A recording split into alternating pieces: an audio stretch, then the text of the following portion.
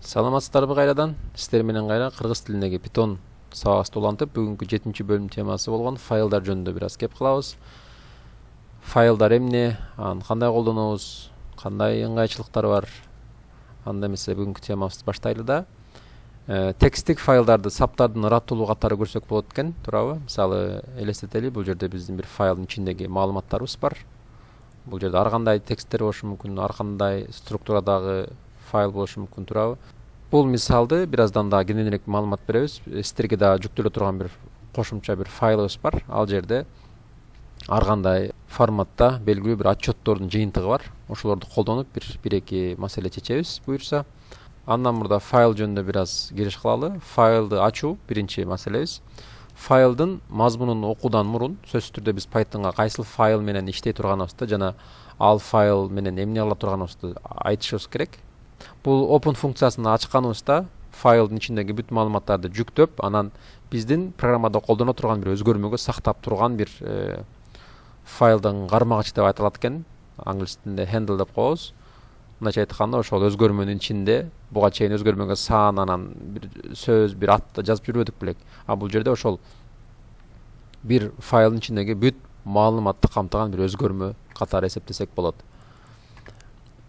Мынакей төмөндөгү мисал менен ачыктайлы. Мынакей бул жерде файл open деп турат. Open деген билесиздер, ачуу деген сөз. mbox.txt деген бул текст форматындагы бир файл экен. Андан кийин бул жерде эмне экен? Mod деп коет, бир ошол кайсыл форматта ачылып жатат бул жерде. 3 түрдүү форматыбыз бар.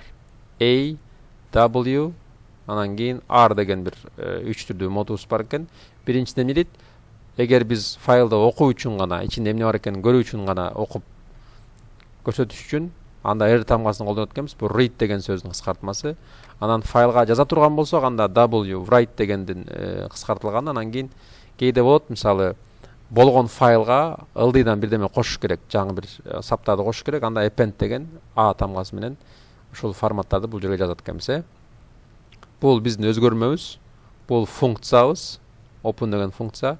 А бул жерге файлдын атын аталышын жазат экенбиз. Андан кийин кайсыл моддо, кайсыл форматта колдонобуз, ошону жазат экенбиз. Эгер эчтеке жазбай койсок, бул жерге автоматтык түрдө read деген же болбосо окуу деген форматты өзү бизге иштетип көрсөтүп берет.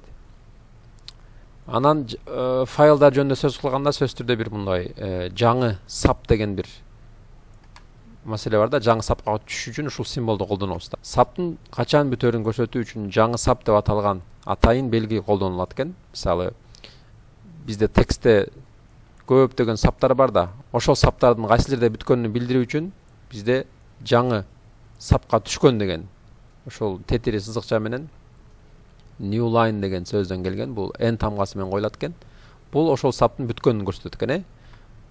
Мынакей бул сапты биз ортодон бөлөлү десек, nди койгонубузда, print кылганыбызда мынакей helloдон кийин жаңы сап менен world деген бөлүп турат бул жерде. X менен Y-ти ортосунан жаңы сап деген символду койсок, анда x, y-ти эки бөлөк-бөлөк сап менен чыгарып берет экен. Бул деле бир саптын символу катары эсептелет. Мисалы, бул жерде канча тамгабыз бар? 2 тамгабыз бар, бирок бул len деген функцияны эстейсиңер. Мурдагы темада өткөн болчубуз. Бул саптын узундугун эсептеп берет, туурабы? Бул жерде 3 деп турат. Анткени бул жерде 3 бөлөк-бөлөк символ турат. Ошондуктан улам. Бул жерде эмне дейт? Алда бир көрүнбөсө дагы бизде бирок эсептеп көрсөтүлөт экен. Тексттик файлдар жөнүндө бир аз түшүндүрө кетейин. Бул формат бир мисал катары эле берилип турат. Азыр сизге жүктөп көрсөткөн файлды да көрсөтөйүн. Бул сиздерге берилчү текстибиз. Бул текстте мисалы үчүн мынакей форматтарын көрүп атасыздар. Ар кандай түрдүү форматта имейлдер менен отчет сыяктуу көрсөк болот. Качан ким жазыптыр, эмне жибериптир деген сыяктуу белгилүү бир форматта сакталган чоң бир көптөгөн маалыматтарды камтыган бир файлыбыз бар. Бул файлды бираздан мисалдарда да көрсөтөбүз. Анын тапшырмасы ушул файл аркылуу болот. Бул файлда өзүңүздөр көргөндөй белгилүү бир стандарт форматында жазылган жерлер бар экен. Мынакей датасы жазылып турат. Ушул күнү ким жибериптир? Төмөнкү адамга жибериптирбиз. Кимден келиптир? Бул адамдан келиптир. Анан эмне жибериптир? Мынакей жогорудагы маалыматтар. Ушул сыяктуу анан уланып кайра башка күнү жазылган, башка формат, башка адам аркылуу жиберилген форматтагы түрдүү маалыматтарыбыз бар экен. Биздин дагы файлдар менен иштешкенде Python ар бир сапты ыраттуулук менен кайталанган бир өзүнчө бир маалымат катары көрөт экен. Файлдарды иштетүү боюнча сөзсүз түрдө бул жерде мынакей жаңы саптан башталганын белгилеген бизге көрүнбөйт, бирок бул эмне деген сөз? Бул жерде жаңы саптан башталып турат деген автоматтык түрдө бул файлдын аягында коюлган бир символ болот. Бул кайсыл жерде керек болот? Мынакей бул жерде файлды ачып, анан файлдагы ар бир сапты бизге принт кылган бир программабыз бар экен. Biz ыраттуулукту колдонуу үчүн бир for loop операциясын колдонуп турубуз. Мурда for loop'та бир атты жазып, бир сөздү жазып, канча тамга болсо ошончо жолу иштеткен бир цикл жазган болчубуз. Бул жерде байкаңыз, файл деген бир өзгөрмө бар экен. Ошол файлдын өзгөрмөсүнүн ичиндеги ар бир сапты мага принт кылып чыгарып бер деп атабыз. Бул жерде файл эмнени камтып турат? Бул жерде my mbox текстидеги функция аркылуу ачыптыр да, ошонун ичине бүт маалыматты бул жерге сактайбыз. For циклыбыз менен ошол ар бир сапты бирден бизге көрсөтүп бер деген бир чакан программабыз. Файлдын саптарын эсептөө, канча сап бар экенин эсептеш үчүн ал деле оңой эле. Мынакей файлды окуу үчүн ачабыз. Кайра мынакей R деген формат жок. Жана жогоруда айтып кеттик, эгер R тамгасын эчтеке жазбай койсок, эгер эч кандай бир файл форматын жазбасак, анда окуу үчүн ачылат экен.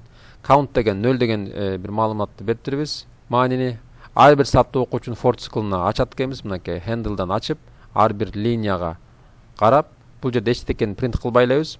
Жөн эле ар бир линия бүткөн сайын count'усту бирден кошуп кетип атат, туурабы? Анан аягында программабыз бүткөндөн кийин, цикл бүткөндөн кийин канча line бар экенин көрсөткөн бир жыйынтык мынакей mbox text файлды ачып турбуз. 132.045 сап бар экен. Бул аябай чоң бир текст экен, анткени ичинде аябай көп бир маалымат бар. Бирок сиздерге берген форматта ал жерде деле көп маалымат бар, бирок 1032 сап жок ал жерде, бир аз азыраак. Файлдын ичинен бирдемени издөө дейт. Бул текстибизди эсиңердеби? Биз бул иштеген болчубуз саптар жөнүндө өткөн темабызда. Starts with ошол сөз менен башталса деген сөз, туурабы? Бул жерде мынакей from кош чекит менен башталган сап болсо, ошол мен азыр ушу азыркы учурда иштеп турган сабым. Анда эмне кылат экен? Ошол сапты мага көрсөтүп бер деп атам, mbox short деген файлды ачтык, бул жерге жүктөдүк fhand'ке. Fhand'дын ичиндеги ар бир сапты линия катары бөлүп алдык. Анан иштеп ошол линиябыз, ошол сабыбыз from кош чекит менен башталса, анда ошол линияны мага көрсөтүп бер деген программабыз. Эгер бул программаны иштетсек, кандай жыйынтык алат экенбиз? Мынакей бир аз башкача бир формат чыгып калды, туурабы? Анткени туура from кош чекит менен башталыптыр, ошол саптын бүт баарын көрсөтүптүр.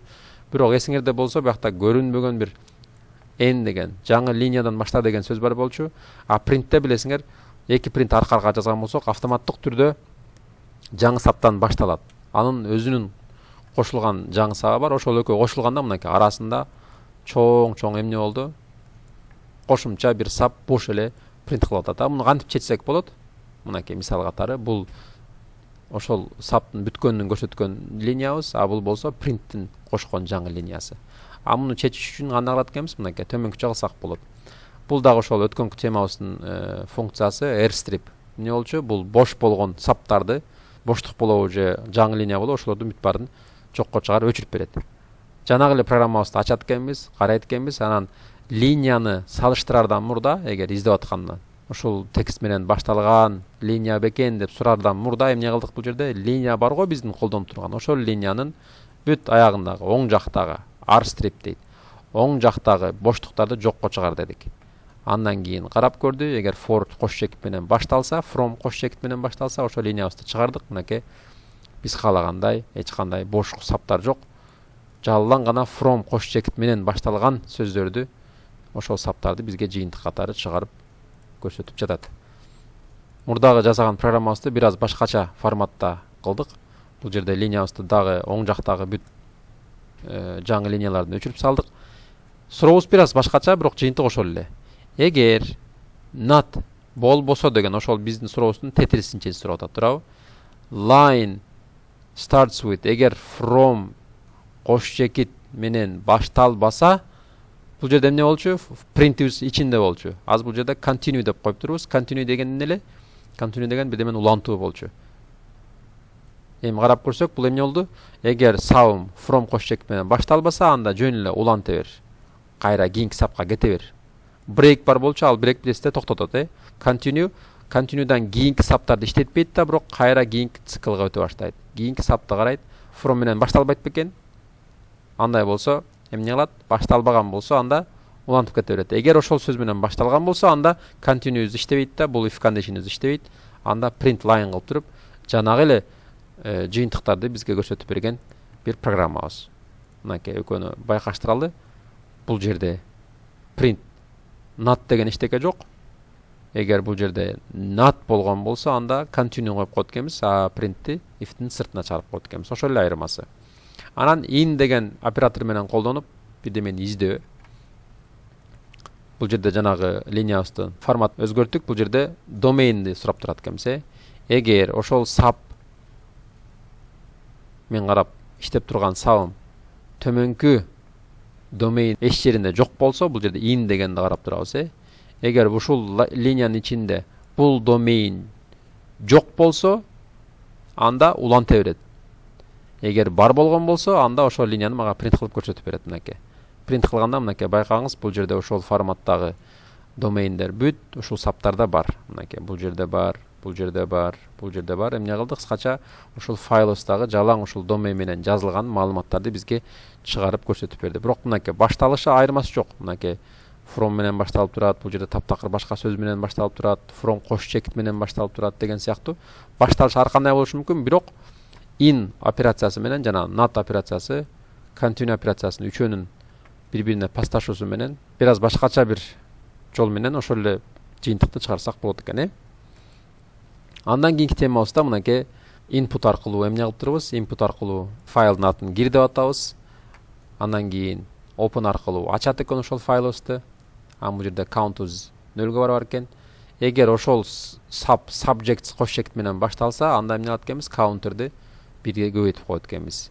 Анан бул жерге файлдын атын жаздык. Mbox check text деп, андан кийин эмне дейт? Бул жерде 1797 саптуу бир файл деп жооп берди. А бул жерде mbox short'та болсо 27 линиялык бир программа деп жыйынтыгын көрсөтүп турат. Биз файлды иштетерден мурда программабыз, мынакей программабыз Python'да жазылган кодубуз бул файлда болот. А биздин текстибиз болсо ушул тексттин ичинде камтылган. Мынакей ачып көрсөтсөк, бул биздин тексттин ичиндеги бүт маалыматтар. Python программасы аркылуу файлды ачардан мурда экөөнүн сөзсүз түрдө бир жерде болгонуна көңүл бурушубуз керек. Эми тапшырмабызды кандай кылсак болот? Берилген бир файл болот, сизге азыр көрсөткөн файлыбыз. Бул файлды колдонуп, анын ичинен төмөнкү аталыштагы маалыматты, бул эмне экенин башта байкап көрөлү, анан ошонун маалыматтардын ичинен жалпы суммасын чыгарыңыз дейт. Азыр бир файлыбызды ачып көрөлү. Мынакей файлыбызды карап көрөлү да, байкап көрсөк, бул жерде белгилүү бир форматта, белгилүү бир маалыматтар чогулган бир файл экен.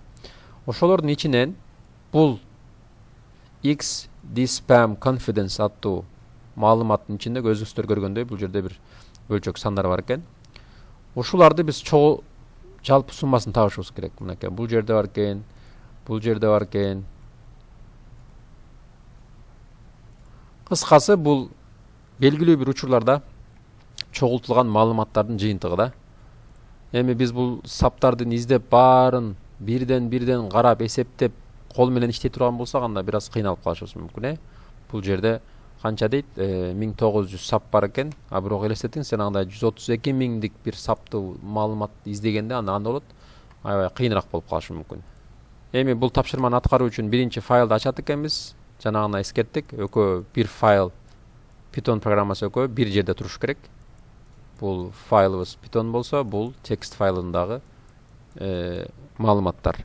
Циклды колдонот экенбиз. Циклды колдонгондо xdspam confidence кош чекит менен башталган саптарды тандайт экенбиз. Анткени ошол жердеги маалымат гана бизге керектүү турабы. Анан өткөн бөлүмдүн темасы болгон саптарды кесүү темасын колдонуп, саптарды кесебиз да, анын ичинен сандарын ажыратып бөлөк бир өзгөртмөгө кошуп алсак болот. Түшүнүктүү, Башта ошол саптарды табабыз, андан кийин ошол саптардын ичинен экиге бөлүп, сандарын бөлөк ажырата алабыз да, андан кийин сандардын жалпы жыйынтыгын көрсөтүү менен программабызды аяктаган бир тапшырма. Бул бөлүмдүн бул тапшырмасындагы видео аркылуу кийинчерээк сиздерге жарыялайбыз. Ага чейин өзүңүздөр аракет кылып көрүңүздөр. Сурооңуздар болсо комментарий бөлүмүнө жазып сурасаңыздар болот. Анда эмесе кийинки келерки сабактарда кайрадан жолукканга чейин аман болуңуздар.